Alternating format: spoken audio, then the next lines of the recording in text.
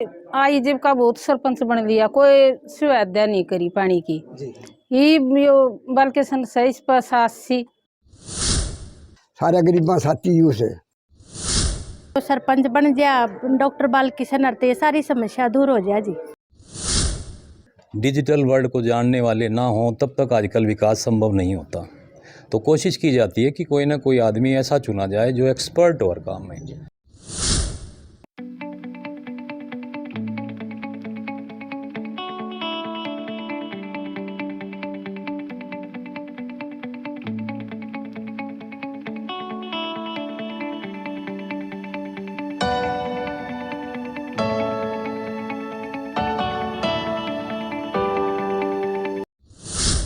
दूसरे चरण का जो है मतदान होने जा रहा है, उसी बात को लेकर जो है आज लोग यहाँ पर खड़े हैं। गांव के कुछ लोग इस वक्त हमारे साथ हैं, उनसे बात कर लेते हैं किस तरह के उम्मीदवार को ये लोग वोट देंगे। और काफी संख्या में जो गांव के लोग हैं आज हमारे साथ बने हुए हैं। बात कर लेते हैं, क्या नाम है, कहाँ से आप? मैं गांव खड़गजाटान से, मेरा नाम सत्यवीर शर्मा है जी। सत्यवीर जी, क्या कहेंगे, किस तरह के कैंडिडेट को अब की बार आप वोट देना चाहोगे? क्योंकि लगातार कैंडिडेट बीच में आ रहे हैं, अनाउंसमेंट चल रही हैं, क्या क्या मांगे होंगी, किस तरह की छवि के बंदे? हम एक ईमानदार छवि का, कर्मठ और एक लगनशील व्यक्ति को चाहते हैं जी। जिसमें हमें भी इसमें बालकृष्ण जी में काफी वो दिखाई भी देता है संभावनाएं, और हो सकता है आने वाले समय में ये प्रत्याशी भी घोषित हो जाएगी। अगर बात करें विकास की, अगर किस तरह की समस्याएं आपके गांव में अब तक बनी मेरे हुई हैं? गांव में गलियों की मेन समस्या है जी, जी। और वाटर सप्लाई में भी काफी दिक्कत आती है, उसमें गंदा पानी भी आता है जी। ये समस्या हम उसके पास रखेंगे जी, ताकि इनका समाधान हो सके। तो देखा है, लोगों ने अपनी अपनी राय जो है बताना शुरू कर दिया है। एक बुजुर्ग इस वक्त हमारे साथ हैं, बात कर लेते हैं।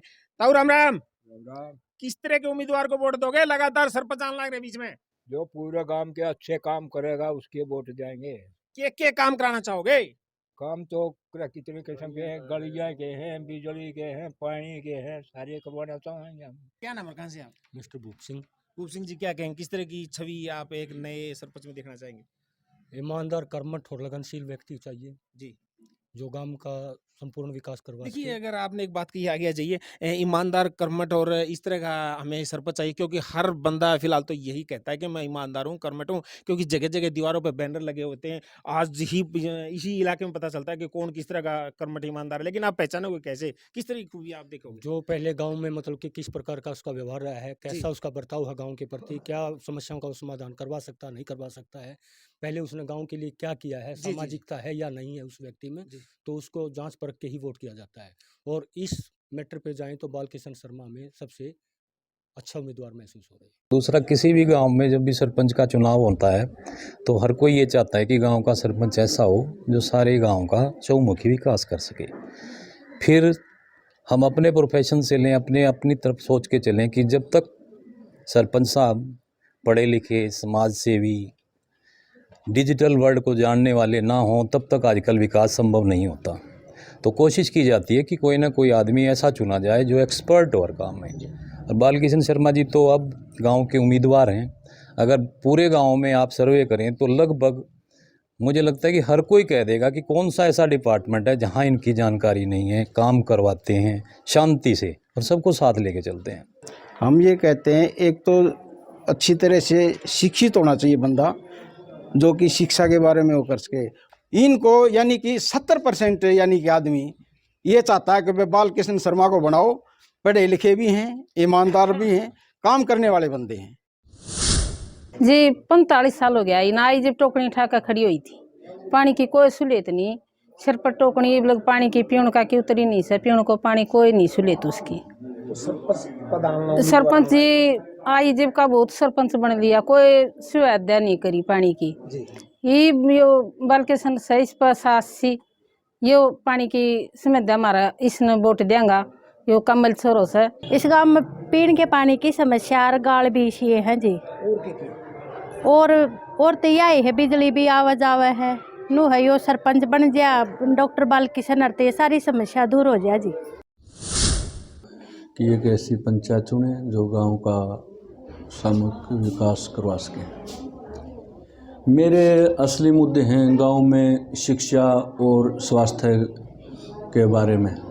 गांव में है ना जो शिक्षा है, शिक्षा व्यवस्था को सुदृढ़ करना, जो सरकारी स्कूल है उसके शिक्षा के बार बार उसको जांचा और परखा जाए और गांव में स्वास्थ्य के लिए प्राथमिक स्वास्थ्य केंद्र का निर्माण करवाया जाए।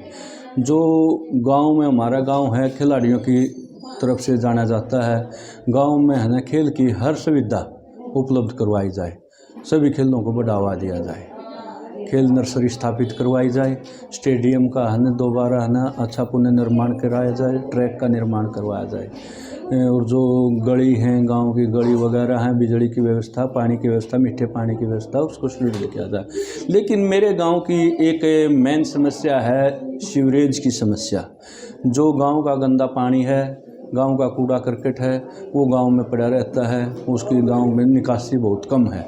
इसके लिए मेरे दिमाग में, मेरे विचार में एक वो है कि गांव में सीवरेज व्यवस्था बनाई जाए जिससे गांव में है ना गंदगी ना फैले और गंदगी की वजह से जो बीमारी हैं वो भी नहीं फैले। मैं स्वास्थ्य क्षेत्र से जुड़ा हुआ हूँ, मैं डी फार्मासिस्ट हूँ, फार्मासिस्ट है, लेकिन गांव में जो स्वास्थ्य है उसकी तरफ ध्यान देना भी मेरे प्राथमिकता है। और मेन बात जो है एक मेरे गांव की सबसे बड़ी एक समस्या है, गांव में लाइब्रेरी नहीं है। लाइब्रेरी के लिए गांव में है ना दूर दूर तक जाना पड़ता है, महम या रोहतक। एक हाईटेक लाइब्रेरी गांव में बनवाई जाए जिसको सभी 36 बिरादरी को उसका फ़ायदा मिले। यानी कि युवाओं को बड़े शहरों में न जाना पड़े। हाँ जी, युवा वर्ग मेरे गांव में एक समस्या है, जो कुछ कैंडिडेट हैं जो गांव में शराब और अनेक प्रकार के नशा फैला रहे हैं, उसको ना मैं गांव में ना जो हमारी युवा पीढ़ी है उसको नशा से दूर करना हमारी प्राथमिकता है। किसी भी जाति में, किसी भी बिरादरी का कोई भी बच्चा ना, अगर हमारे गांव का एक बच्चा भी खराब हो जाए है, नशे में के लत में पड़ जाता है, उसे पूरे गांव पर जाकर उसका बुरा प्रभाव पड़ता है। हमारे है मेन ही कारण है नशा को भी गांव से, युवा से दूर करने का है। लाइक करो, शेयर करो, सब्सक्राइब करो। हाँ, और वो भी कर दियो कि अरे वो कमेंट। हाँ भाई, वो भी करे करो, कमेंट हो है। हाँ वो जरूर करे, अगर को कमी पैसी लागे थे।